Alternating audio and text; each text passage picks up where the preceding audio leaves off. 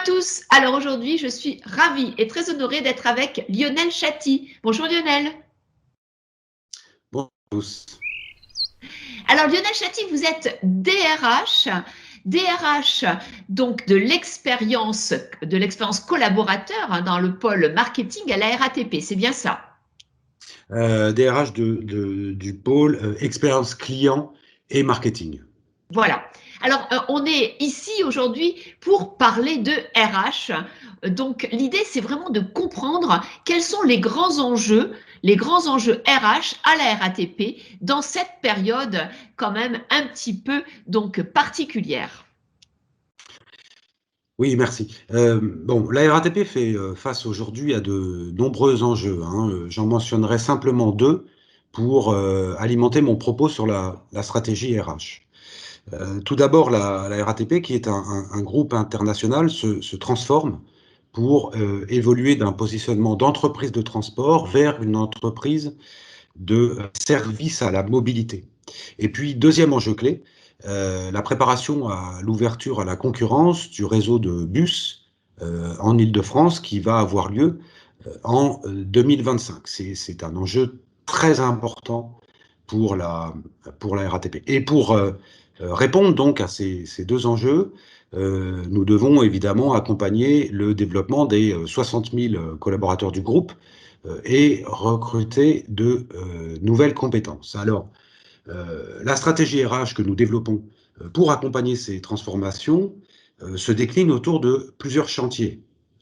Notre objectif est bien évidemment d'avoir la bonne compétence au bon endroit et deuxième objectif clé, de favoriser une expérience collaborateur positive à toutes les étapes de la vie au sein de la RATP. Et ça s'entend sur toute la chaîne de nos de activités RH. Alors, je vais prendre seulement trois exemples.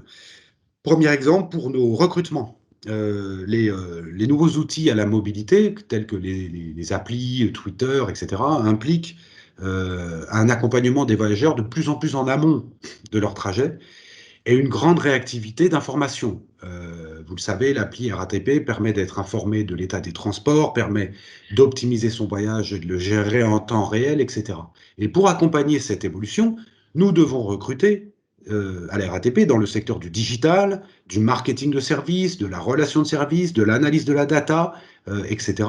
Et donc, notre objectif est de développer notre attractivité et notre marque employeur dans ces domaines.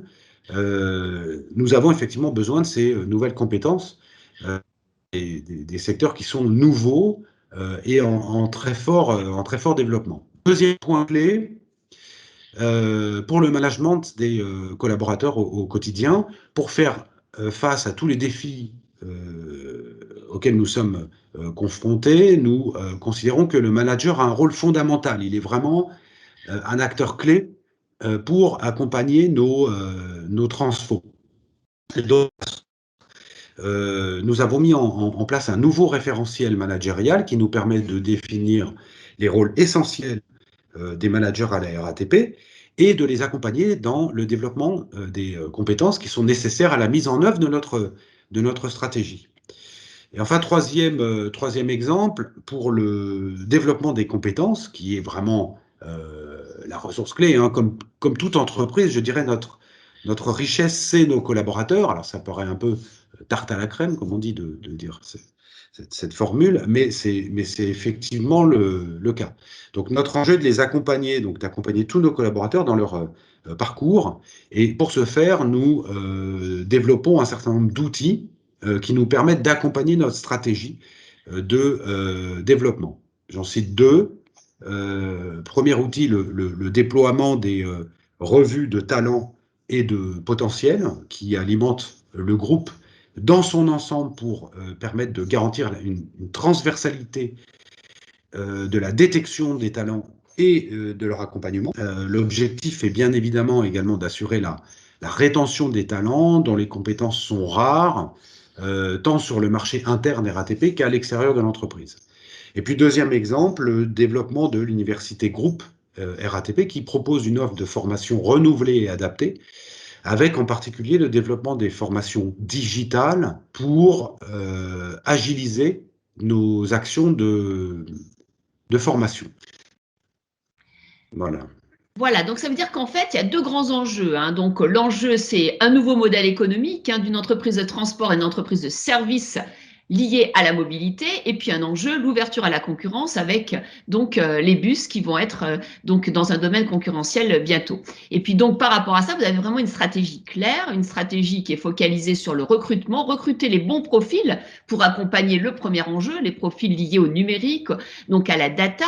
Ensuite, vraiment un socle, et vous aimez vos managers intermédiaires à la RATP, vous leur développez des référentiels, vous les accompagnez, vous les formez pour que vraiment ils soient reconnus dans leur métier. Et puis vous avez toute une palette d'outils liés donc voilà au développement des compétences pour qu'en fait il y ait une vraie expérience client. Donc ma deuxième question, elle sera vraiment là-dessus, sur non pas l'expérience client externe, mais l'expérience client interne.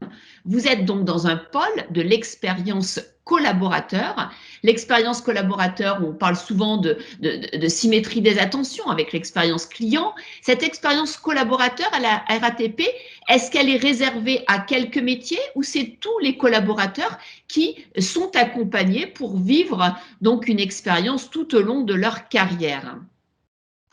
Tous les collaborateurs sont effectivement accompagnés. Je l'évoquais précédemment. Nous avons 60 000 collaborateurs qui travaillent à différents niveaux de l'entreprise. Bien évidemment, l'accompagnement diffère en fonction des métiers. Hein, nous avons plusieurs milliers de collaborateurs qui sont des machinistes, hein,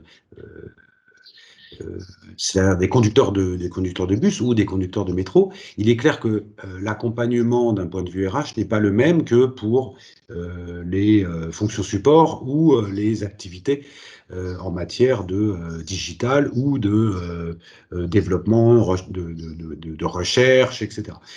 Et donc, bien évidemment, le management s'adapte en fonction des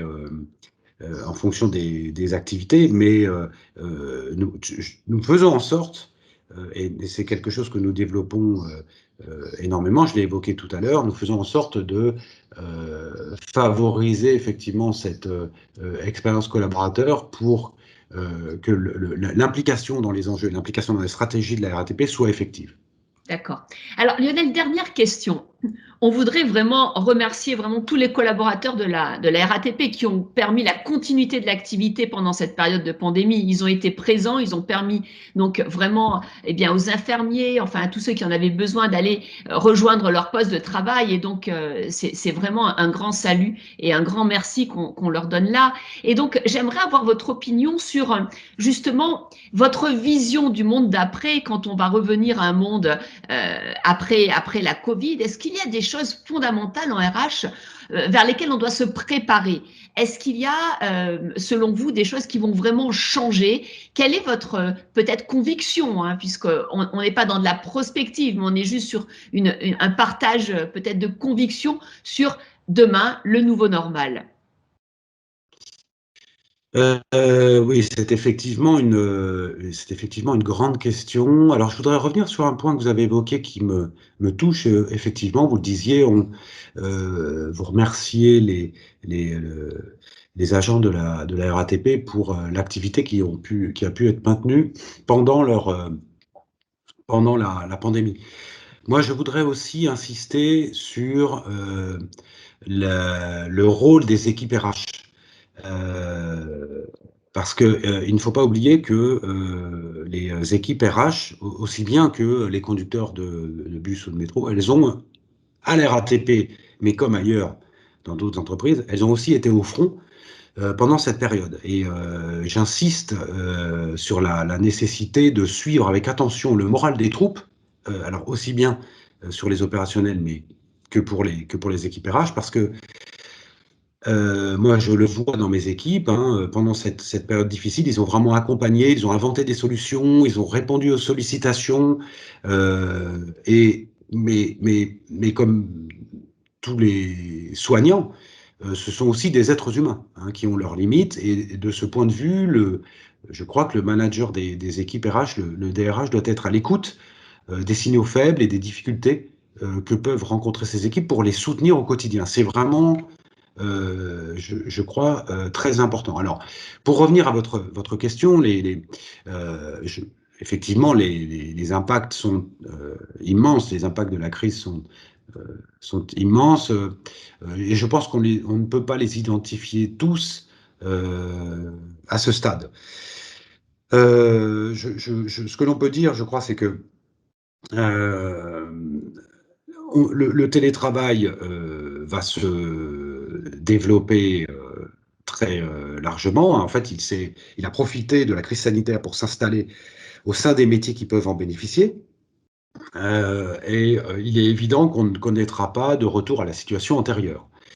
Les entreprises vont devoir s'adapter et en particulier adapter les modalités de l'apprentissage. Alors c'est peut-être mon deuxième point, l'évolution des modalités d'apprentissage. On constate, et on va le constater de plus en plus, un très fort développement du e-learning avec toutes les formes innovantes que l'on peut imaginer. Hein, et vous êtes bien placé pour le savoir, hein, les capsules de formation, la gamification, la validation par QCM en live, des intervenants dans nombreux pays sur une même session avec une logique de multiculturalisme, des logiques de graphes avec un approfondissement possible de chaque thématique. Voilà, donc on vit vraiment une explosion des modalités d'apprentissage et c'est tout à fait d'ailleurs excitant, réjouissant parce que ça suscite la créativité et la remise en question hein, de techniques d'apprentissage qui, pas dire étaient un peu endormies, mais en tout cas étaient moins dynamiques que pendant la crise. Et troisième point je pense qu'il y a également un impact sur les compétences. Hein. On a bien vu pendant la crise que les compétences techniques étaient fortement sollicitées pour toutes les personnes qui exercent leurs activités en e-learning ou en tout cas à distance. Et cela peut et doit s'accompagner. Si les salariés ont appris sur le tas du fait de la crise sanitaire, je pense que maintenant il s'agit d'identifier des compétences clés, tant techniques, donc pour être capable de travailler à distance et donc de gérer les outils, que de savoir-être essentiel pour interagir à distance. Donc je pense que sur le, les compétences, de manière générale, il y a un champ très vaste à découvrir, à labourer, pour préciser et identifier vraiment quelles sont les compétences clés du futur dans le cadre du télétravail et du e-learning. Merci beaucoup Lionel, merci pour tout ce partage hein. Et puis certes cette vision, hein. Vous parlez bien sûr demain du télétravail hein, qui sera certainement beaucoup plus généralisé. Vous parlez bien sûr des nouvelles façons d'apprendre, qu'elles soient au niveau individuel, collectif ou organisationnel, et puis des nouvelles compétences. Alors sur les compétences, il y a bien sûr notre façon de travailler en mode hybride. Qu'est-ce qu'on fait en présentiel, qu'est-ce qu'on fait à distance, en synchrone, en asynchrone, en physique, en virtuel, toutes ces questions. Et surtout, et là, on est complètement d'accord avec vous, il faut aussi développer des compétences de centrage, c'est-à-dire des soft skills nouvelle génération, comment reprendre le pouvoir sur son temps, savoir rester attentif et puis, bien sûr, fixer des priorités et garder de l'énergie. Merci pour ce partage et en tout cas, à bientôt sur le réseau de la RATP. Au revoir. Merci beaucoup. Au revoir.